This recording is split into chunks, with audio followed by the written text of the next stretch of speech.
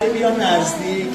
ما یه ادعایی کردیم که گودزیلا استایل برترین نژاد حال حاضر دنیاست. الان میخوایم این ادعای خودمون رو ثابت کنیم. ما قراره فقط نمایش بدیم ماهی رو، قضاوت رو بسپاریم به بیننده ها که ببینن این برترین نژاد گلدفیش دنیاست یا نه. بریم ببینیم. به فرم بدن توجه داشته باشید. تو کدوم گلدفیش میتونید شما این فرم بدن رو ببینید؟ به فرم هد توجه کنید، به نوع دم، به کمر ماهی، به شنای ماهی، به رنگ ماهی، به این دم زیبا، این سایز بزرگ توجه کنید، یا به این فول وایت $500 توجه کنید.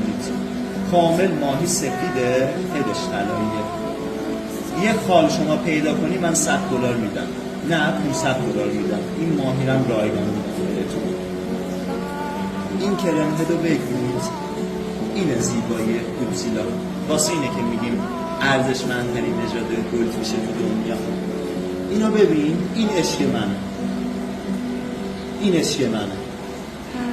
الان این بلک رو بگیر، این بلک رو بگیر که دیگه ثابت کنه که گودزیلا برترین گلدفیش دنیاست.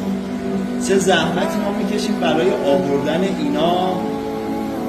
اینا حکم رولز رویس دنیای ماهی رو دارن دیگه. شما انگار داری رولز رویس میبینید. یا آدمه.